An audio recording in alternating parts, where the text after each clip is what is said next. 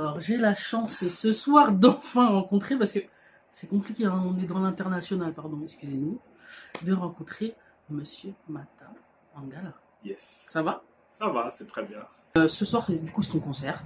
Oui. T'es en concert à Paris. Ouais, c'est mon tout premier concert à Paris, donc j'avoue que c'est une date assez spéciale pour moi. Ouais. Parce que c'est vrai que ça fait déjà un petit temps que je fais de la musique, ça fait un petit temps que je fais de la scène. Ouais. Et ce sera la toute première fois que je serai à Paris, en fait. Du coup, tu viens de Belgique. Je viens de Liège, c'est une ville dans le sud de la Belgique, c'est à 1 heure de Bruxelles. Et oui, donc je suis un artiste. Du coup, on a un artiste belge. On a beaucoup de Belges en ce moment qui viennent sur Paris. Hein. C'est fini les Canadiens maintenant, c'est la Belgique. C'est vrai? Ah, on a pas mal. Hein. Bah, alors, comment tu te définis? Comment je me définis? Au départ, je dirais que mon ADN plutôt, il est rap, il est hip-hop.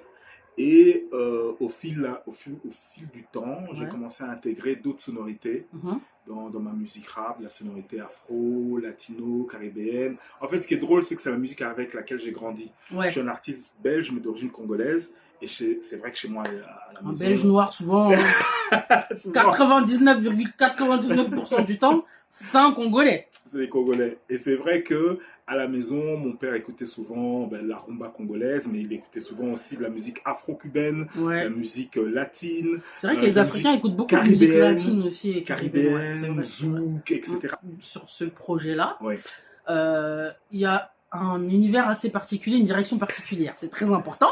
Puisque moi, c'est grâce à... D'ailleurs, je fais un gros bisou à Clarisse, parce que c'est grâce à Clarisse, qui est une ancienne Miss. C'est grâce à elle que je t'ai découverte, puisque je l'ai interviewée dans mon émission. Oui. Et du coup, comme je la suis sur les réseaux, elle avait dansé sur un bout de ton titre. Je sais plus si c'était une trend ou un truc. Du coup, je suis allée écouter parce que je trouvais ça sympa. Alors, je sais pas si c'est toutes tes chansons, mais toutes celles que j'ai entendues. Il y a une ode à la femme, et une ode à la femme ronde. Oui, en fait, l'histoire, c'est parti... En fait, j'avais mon ex qui était une fille ronde. Et à l'époque, c'est vrai qu'elle avait beaucoup de complexes, etc. Et j'avais beau lui dire matin, midi et soir à quel point je la trouvais belle, à quel point elle était magnifique à mes yeux. Ben, rien n'y faisait. Alors j'ai eu l'idée de le faire en chanson. D'abord, j'ai décidé d'écrire une chanson. Ah, c'est parti de là. Oui, c'est parti de là. Et je l'ai fait d'abord écouter à elle. Alors, j'ai vu que ça lui a donné le sourire, j'ai vu que ça lui a redonné du peps, tu vois, et elle l'a fait écouter à ses amis. D'abord, avant que je le sorte. Hein. Ah ouais, d'accord. Oui, vraiment. Elle était vraiment contente du morceau, quoi. Elle était contente du morceau. Et quand j'ai vu que ça a eu un effet positif sur elle, et en plus, ses amis aussi m'ont dit, mais purée, ça, c'est un son que tu devrais sortir, d'où Ma Meuf porte du XL, tu vois. Et mais voilà, j'étais pas encore sûr, malgré les bons retours, je me suis dit, bon, écoute, je vais mettre ça un peu de côté. On verra à un moment donné, je vais le sortir. Puis un jour, j'ai une de mes amies qui était sur les réseaux sociaux, qui postait régulièrement des photos d'elle sur Instagram. Et je voyais qu'elle recevait énormément de commentaires négatifs. Beaucoup d'insultes, beaucoup de commentaires négatifs. Et je voyais qu'elle répondait toujours de manière calme, de manière posée. Et un jour, je lui ai écrit en DM, je lui ai dit, mais comment tu fais? Et puis elle me dit, tu sais, écoute, Mata, moi, je suis une femme indépendante. Dans ma vie, je fais ce que je veux, je porte ce que je veux, et sur Instagram, je poste ce que je veux. Et je me dis, ah, c'est pas mal ça. Je fais vrai bad girl, là. C'est ça qui a inspiré ma chanson Bad. Hey, cette meuf est trop bien dans sa peau. Je t'avoue que les remarques, elle s'en fout. Elle se moque que l'on parle d'elle partout. Elle me dit qu'elle n'a aucun tabou, qu'elle fait ce qu'elle veut, qu'elle pense ce qu'elle veut. Sur Instagram, elle poste ce qu'elle veut. Et vu que ça a fait un buzz incroyable sur TikTok, j'ai eu des retours, mais beaucoup positifs. Et je me suis dit, écoute, tu sais quoi? J'avais un morceau qui s'appelle justement Ma Meuf porte du XL. Je pense que c'est le moment de le sortir. Ma meuf porte du XL. Je suis love de l'Alex. Je me suis dit, je vais le sortir dans un projet qui s'appelle Self Love.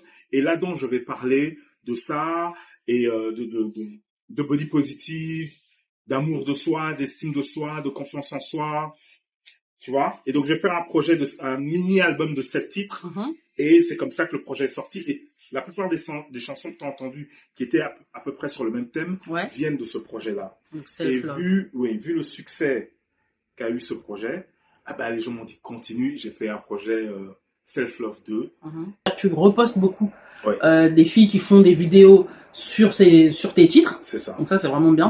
Mon idée, c'est que peu importe ta morphologie, tout être humain a droit au respect et à la dignité et que personne ne mérite d'être discriminé, humilié, insulté, harcelé, ostracisé en raison de son apparence physique. C'est ça. C'est dégueulasse de se foutre de la gueule du physique des gens. Il faut le dire.